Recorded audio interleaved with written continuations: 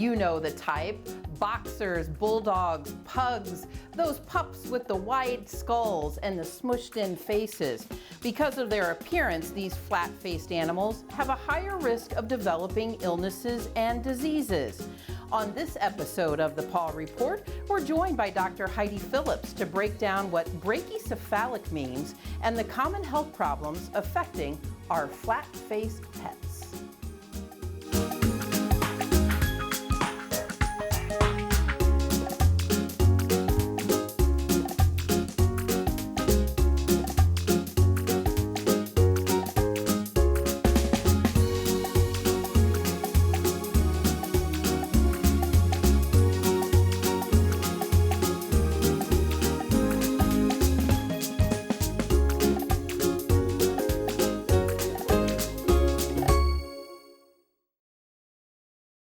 The Castle in Mattoon, Illinois, a gaming bar serving the Mattoon area since 1929. Full bar, draft beer, allocated bourbons, rotating daily specials, APA pool leagues, darts, and more. Monthly craft cocktail nights, open mic nights, and karaoke weekly. The Castle's lineup of concerts and events are on their Facebook. The Paw Report on WEIU is supported by Rural King, America's farm and home store, livestock feed, farm equipment, pet supplies, and more. You can find your store and more information regarding Rural King at ruralking.com. Dave's Decorating Center is a proud supporter of the Paw Report on WEIU. Dave's Decorating Center features the Mohawk Smart Strand Silk Forever Clean Carpet. Dave's Decorating Center, authorized Mohawk Color Center in Charleston. Well, welcome to this episode of the Paw Report. I'm your host, Kelly Goodwin, and joining us for this episode, we're at the University of Illinois, the Veterinary Teaching Hospital, Dr. Heidi Phillips. I guess we could say you're world-renowned, national-renowned doctor in the specific topic that we're going to be talking about today. We'll get to that in just a moment.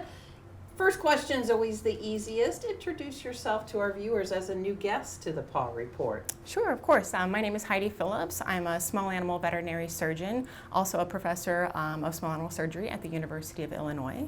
I was trained at the University of Pennsylvania, but I've been here at Illinois for 13 years now. So she let us in on a little secret. She is a Steelers fan. So those of you out there watching. Yeah. Today we are talking about, everybody knows the type of pet, those smushed-faced, flat-faced pets, the boxers, the pugs, those pets, and they are brachycephalic animals. So let's first hit on that.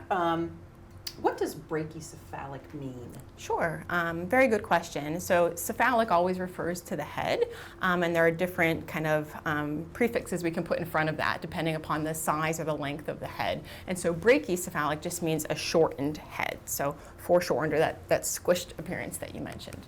What specific features, you did talk about the short head, but when I think of a pug or a boxer or even a bulldog, it's that, the snorting. The snorting yes. sound, yeah. So what are specifically the features of those types of animals? Well, there are anatomic features, and then there are also kind of physiologic features, which kind of manifest as what we think of as signs that owners or veterinarians might notice. But the anatomic features, basically you can think that we're trying to squeeze all of the soft tissues of, say, a collie's head or a Labrador's head into the shortened skull or face of a bulldog or other brachycephalic breed. So although the bone has been shortened, the soft tissues have not been concurrently shortened. And so when all of those soft tissues are packed into such a small space, it means there's less room for air. So what we often see is that the nostrils are very tiny. We call that stenotic nares. The soft palate, the roof of the mouth, can be long and very thick, which can close off the back of the throat and make it hard to breathe. And a couple of other features can close off the back of the throat as secondary issues as well. They have a big tongue, which is something that we have a fancy term for. Yeah, but sometimes they can't even get their tongue back in their mouth. And so they can also have structures in their nose that are meant to warm and moisten and filter the air that actually end up not just being the walls of the nose, but can actually get into the air passages in the nose and cause problems. I've mentioned a couple and you've hit on a couple, but let's kind of run down the list of what you would consider those brachycephalic breeds? Yeah, sure, absolutely. So probably a lot of people would recognize them by sight. You know, years ago, more popular were the Shih Tzus and the Boxers and the Lhasa Apsos, but in recent years, Bulldogs have kind of flown to the top of popularity, with the French Bulldog being the most popular dog in the United States at this point, estimated over 100,000 French Bulldogs in the United States. English Bulldogs and Pugs are probably the ones that we see most often and that most of the literature is being written about nowadays. But any dog or cat that has a foreshortened kind of squished face or a flat front to their face is considered brachycephalic. I'm so glad that you mentioned cat, because that kind of jumps into my next question, that cats are not immune to being brachycephalic either, and there are breeds of cats that also have this, I guess, syndrome.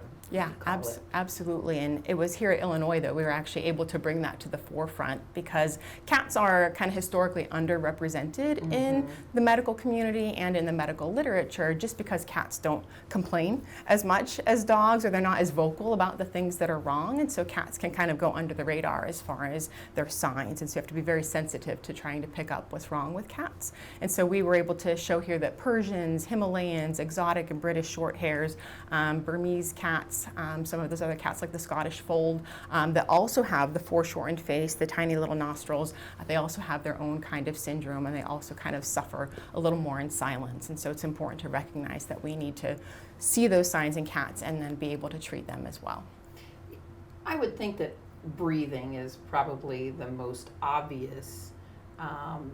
I don't know if side effect is the right word to say, but I would say that the problem associated with the condition. What are some of the other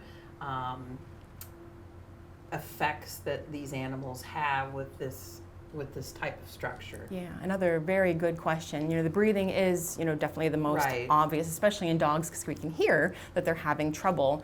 Incidentally, it's been found that a lot of owners think the snoring or the snorting sound is normal for the breed, and so often won't even take their pets into the veterinarian when they're snoring or snorting or having difficulty, because they think it's normal.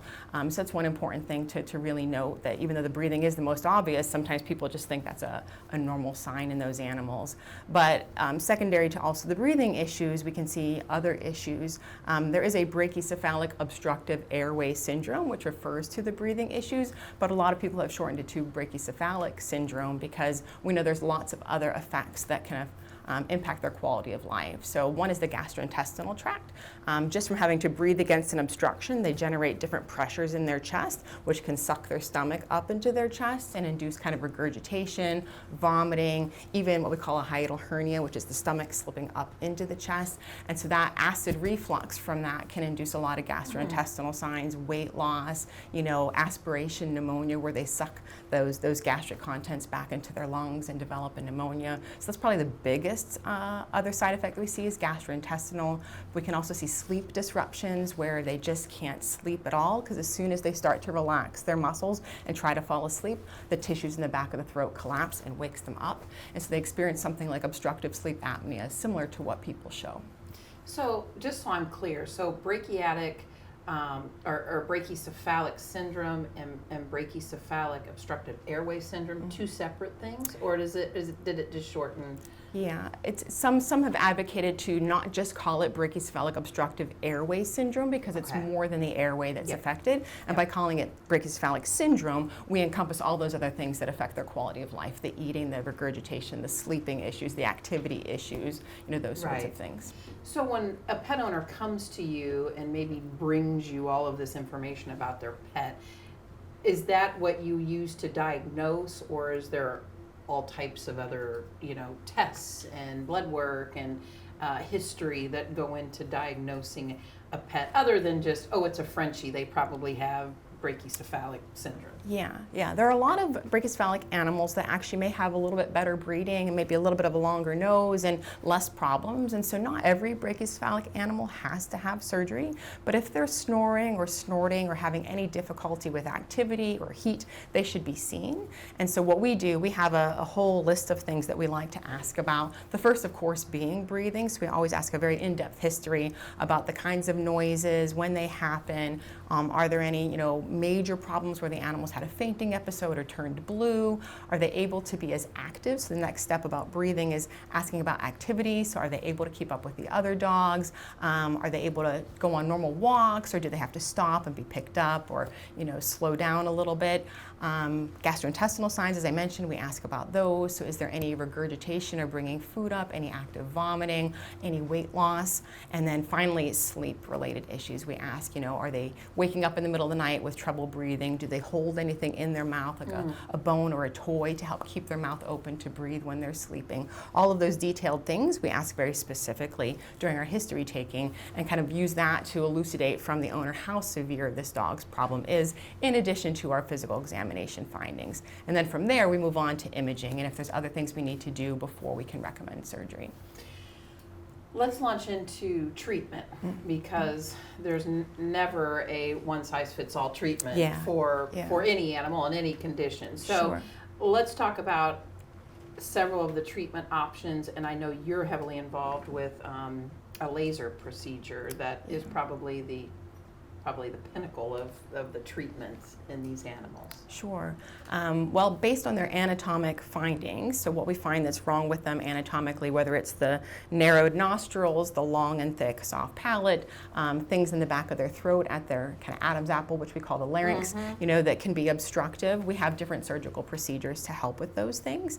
And so just from our physical examination, the only thing we can see from outside the animal is what their nostrils look like. And the great majority of them have narrow nostrils. Yeah, they're very tiny, and so that is the kind of first place that air gets obstructed, at the level of the nostrils, and a high percentage of the resistance to airflow is at the level of the nostrils. And so I would say most dogs can benefit from having their nostrils opened more. Another thing to know that we do differently here at Illinois, it's not just the outside nostrils. There's a segment called the vestibule, which is just the first part of the inner aspect of the nose that is also obstructed in these dogs. And so we do a special procedure here that treats not just the outside nostril, but then the secondary inner part of the nostril is also obstructed. If I could demonstrate, so it could be like almost closed, and you go in and you widen that nostril so the airway is clear? Yeah, so from the outside, very simple, but absolutely, yeah, no, from the outside we can see that it's pretty much pinched, so like a slit almost, and so we can remove part of the kind of outer aspect of the nostril that allows the outer part of the nostril that we can see visibly to be opened, but then deeper inside that first couple centimeters, there's also a fold of tissue that is very rigid and obstructive, and so we actually cut off that fold of tissue as well, and remove that, and that does great measures to actually open up that first part of the nose quite a bit. Is there any, as a pet owner, that just sounds like, oh my gosh, intense, a big surgery. Are there any medicines that can also help? Like with us people, we have inhalers and, breathing treatments and other things that open things up for us.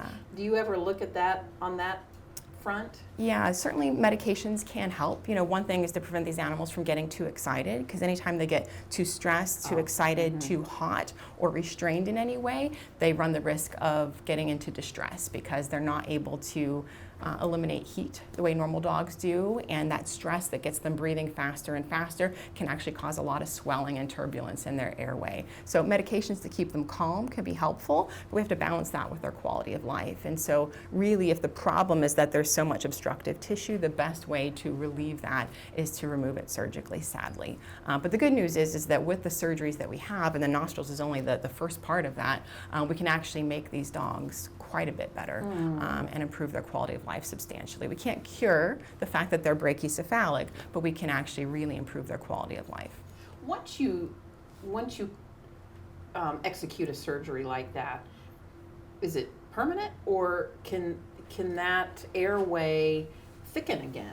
Yeah, also a good question. For decades, we as surgeons were taught to do a certain collection of procedures, and fortunately, because these dogs have risen so much in popularity, concurrent with that, there's been a rise in research as well, looking deeper into, what is the problem with these animals, and also seeing how breeding has changed over the years, and we've started to breed in, sadly, more and more areas of obstruction.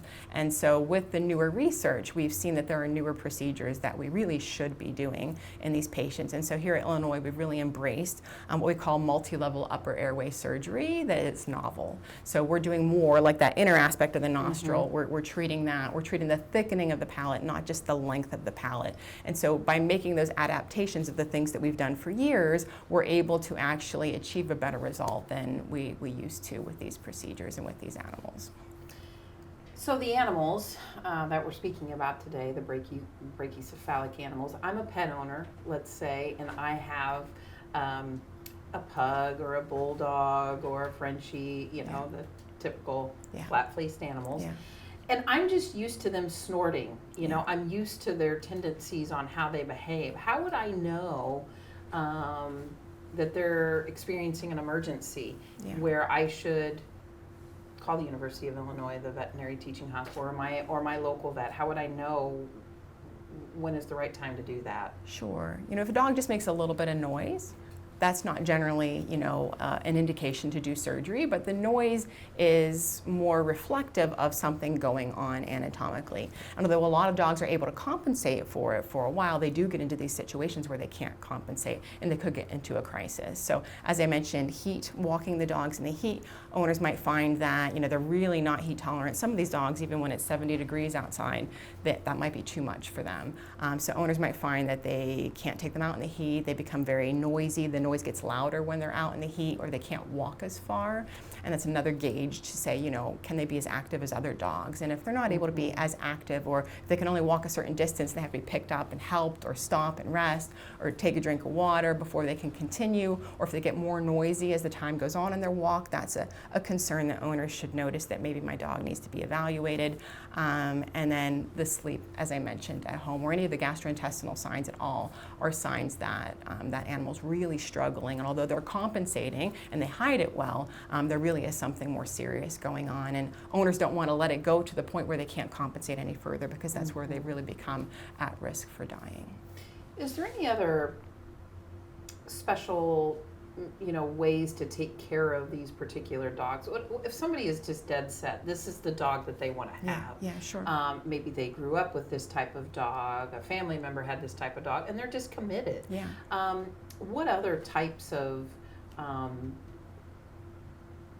considerations should a pet owner have when bringing this type of dog into the home? Grooming, exercise, bathing, diet, you know, anything like that? Sure. No, very good questions. These dogs are wonderful dogs, and so there's no wonder that they're a very appealing you know, pet to have, because they are such sweet animals. They have such beautiful dispositions, and despite the fact that they're working so hard, you know, they never really complain. They still want to, you know, enjoy their life with their owners and give everything they have to that relationship. So I certainly can understand why owners would absolutely want to have these pets in their home, but trying to recognize those signs early on, and even taking your pet early in their life. We see some of them as early as 5 to 6 months of age, presenting with severe problems, but even if they don't have that, trying to do something proactive, for instance, opening up the nose at the time that they're spayed and neutered, that can go a long way towards preventing secondary problems down the road. And they may still need additional surgery down the road, but trying to treat them early can really help to minimize secondary problems from developing. Doing things like having a harness on them instead of a neck lead. You know, anything that contributes any more to their neck being compressed can certainly be an issue, because they already have too much tissue there. So not having a collar or a neck lead around them and not letting them pull against that and kind of choke themselves is a good idea. So having a harness is a good proactive thing to do. Trying to not let them become overweight. As they put on weight, we've seen that as in people, where people tend to put weight in their tongue and in their palate. Dogs can do the same thing. And French bulldogs and English bulldogs tend to put a lot of their weight in the upper body as opposed to back in their waist. And so all of that, bearing all that extra weight in their neck and chest can be hard for them. So keeping them in a lean body condition is another proactive thing that owners can do. So that would involve exercise. And I know exercise in the heat can be dangerous, but in normal everyday life, I mean, pet owners should still exercise with these pets. It's not something to give up. They need it, just like we do. That's kind of the catch-22 Right. with these dogs, is that, you know, they need to stay lean so they don't get worse from their respiratory signs, but to try to keep them lean, you have to exercise them, and a lot of them cannot tolerate exercise. And so if you find that you try to exercise your dog and they can't tolerate it, that's absolutely a sign that they need to come into a veterinarian and specifically be looked at for whether surgery is indicated to open up their airway so they can be exercised and they can, you know, maintain a normal body condition, and then of course be more active and more happy for the rest of their lives. This has been your passion, your drive, your life, this type of pet, this line of work. What can you say is prognosis for these types of pets, especially that maybe have been treated, or life expectancy, or what can somebody expect when they bring on flat-faced animal into their home? I mean, I know none of us really have the crystal ball to know what the future holds, but you've done a lot of work and spent years studying and seeing patients like this.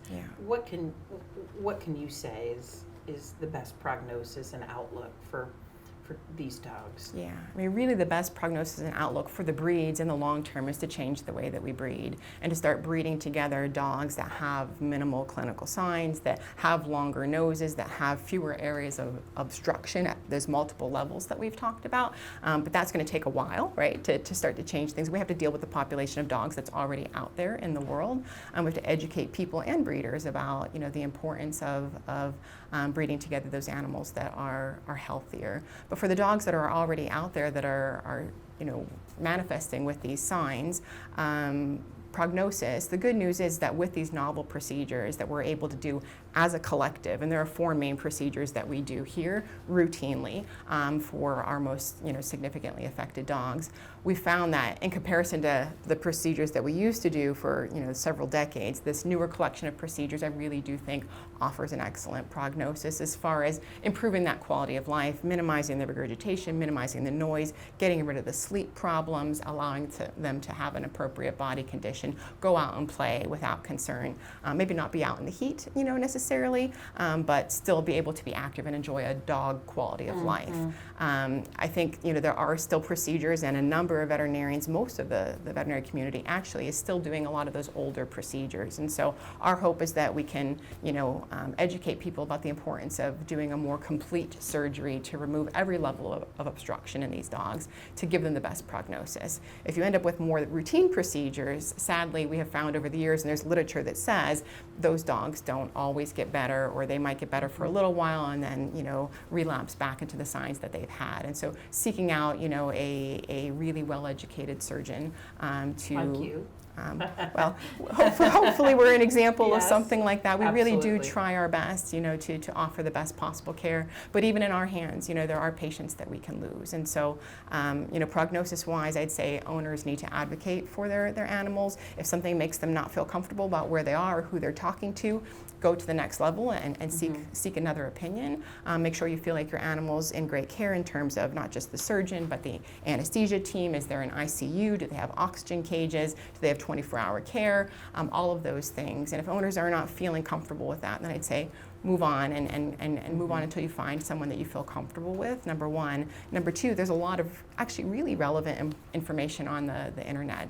There are a number of support groups. The Brachycephalic Breathing Awareness website is one where there are a lot of really well-educated owners and advocates that can help to kind of direct new owners or owners that might not be that familiar with what to do. They can find those resources on the internet. There are some not so good resources as well. Right. Being able to distinguish that is you know, not necessarily easy. But you know, we're always, you know, happy to help here. Any owners or primary veterinarians who have questions about how we should be treating these animals. Beyond that advice, any other advice for families that have brachycephalic pets or those looking to get a pet to bring into their home? Any, you know, if you're looking into the lens there and you're talking to them, best things that you can say to help support them? Yeah, I'd say if you're working with, you know, a breeder or a pet store, trying to ask questions about that animal's signs up until then regarding breathing, gastrointestinal signs, sleep, activity. Those things are important, and anything that comes up in there that's not a positive is definitely a red flag that the animal is going to need surgery. Trying to seek out breeders that have a history of having healthy animals that are willing to share with you perhaps other owners, or show you some of their dogs that are doing well would be good. Looking for dogs that maybe even have a little bit of a longer nose and are not super flat, and also getting pet insurance.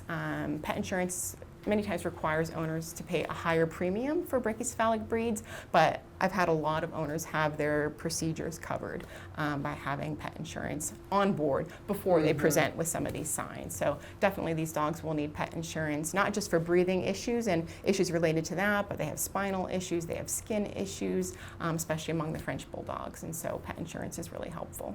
Great. In our last minute, any clients stick out to you in your time of dealing with these fun-loving and beautiful pups? Oh yeah, almost every single one. I was just going to say there's probably not one that you remember offhand, but I do give owners my cell phone because when you are somebody who's doing a novel collection of procedures, if there is a complication, you want them to be able to come back to you. So I do stay in touch with a lot of these owners. We're Facebook friends. I get to follow them and their pets, throughout their lifetime, which is wonderful. We have an owner couple here in the Illinois area that has fostered numerous brachycephalic cats in their home over the years, and they've really helped us to get the brachycephalic cat studies off the ground, and so really appreciative of them.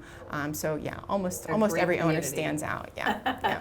Pets always have a special place in our hearts. They do. Thank you so much for taking the time to enlighten us on these sweet pets of ours, these flat-faced friends, some very valuable information that I'm sure our viewers will take to heart, especially when they bring one of these sweet, loving dogs or cats into their home. Dr. Absolutely. Phillips, thank you so much for spending time with us. My pleasure. Thank you so much for having me. You bet. And thank you, our viewers of the Paw Report, for joining us for this episode of the Paw Report. Until next time, we'll see you then. I'm your host, Kelly Goodwin.